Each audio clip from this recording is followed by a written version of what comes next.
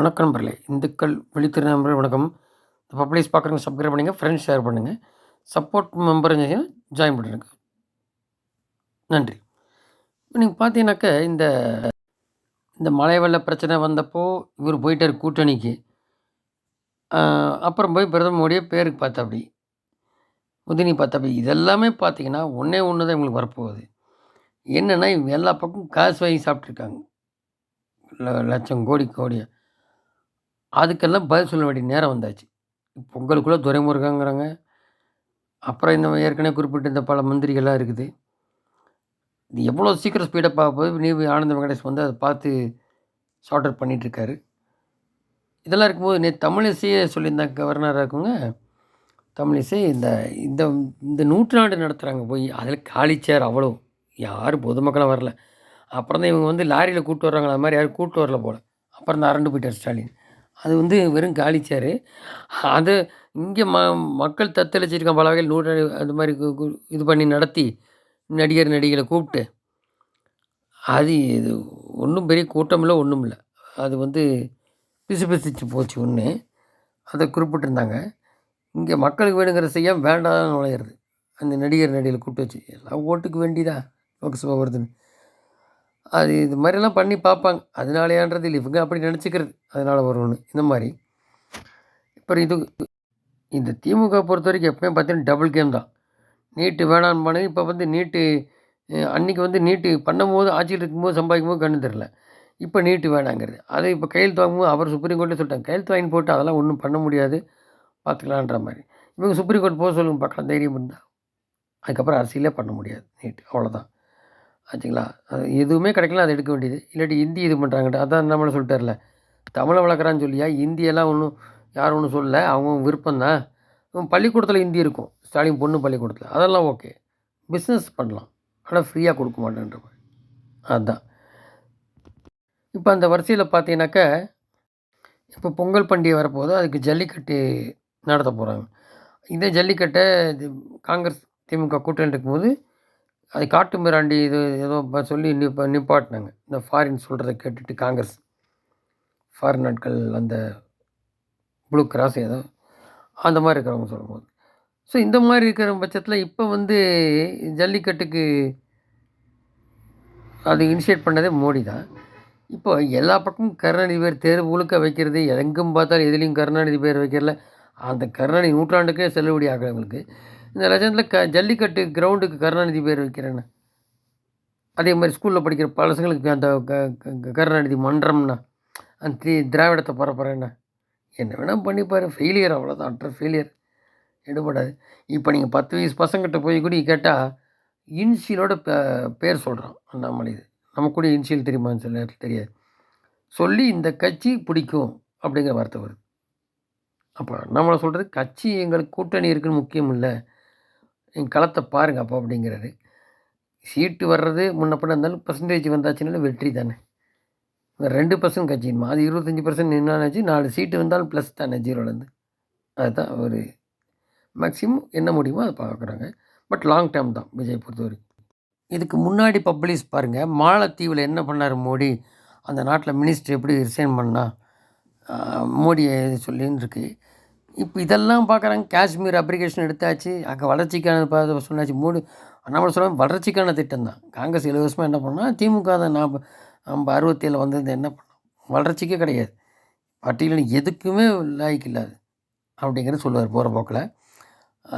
அந்த அந்த தொகுதிக்கு ஒன்றும் பண்ணல, பெருசாக 90% முடிச்சிட்டேன்னு வேறு உடால் சுடுவார் ஸ்டாலின். இதெல்லாம் சொல்லுவார் எல்லாம், ஆச்சுங்களா? அப்புறம் ஜாதி அரசியல் கையில் எடுப்பாங்க. நமக்கு வேண்டிய ஜாதி இல்லை, ஏற்கனவே குறிப்பிட்ட மாதிரி தான். ஏழைகள் முன்னேறணும் அப்படிங்கிறது.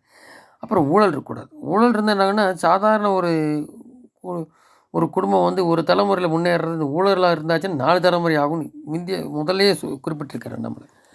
ஊழல்னால இவனுங்க குடும்ப ஆட்சினால இவனுங்க தான் டெவலப் ஆனபடியா, சாதாரண மக்களுக்கு அந்த அடித்தட்டு மக்கள் அதே நிலையில் தான் இருக்க வேண்டியிருக்கு. அது மாறணும்.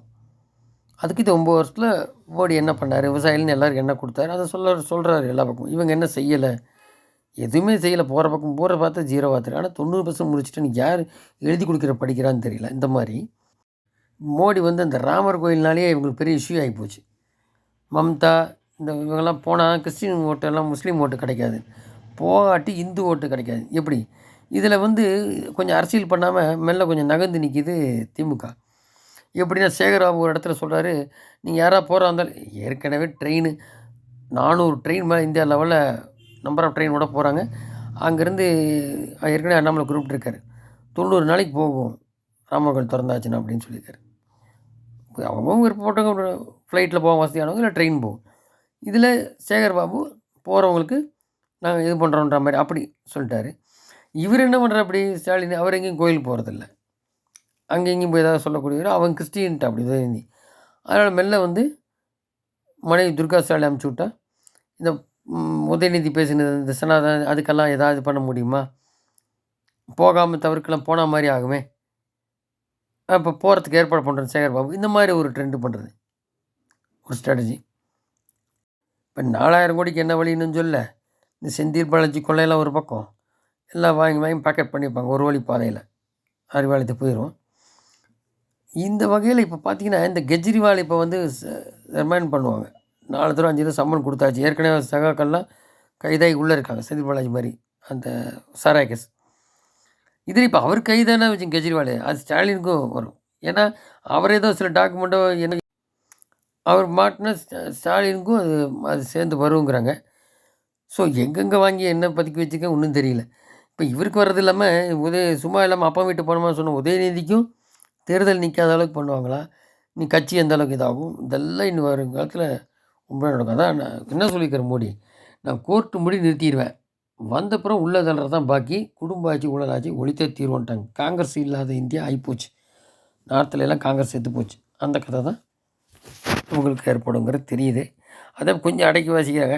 இது அடக்கி வாசி என்ன வாசித்தாலும் என்ன வருதோ மக்கள் தான் பார்ப்பார், அது நடந்தே தீரும். அது இன்னும் போய் மறைக்கிறதுக்கு இல்லை, காங்கிரஸ் இல்லை, அது மோடி நடக்காது. அதுக்கு உதாரணம் புரிஞ்சுக்கணும்னா மாலத்தீவு புரிஞ்சுக்கணும்.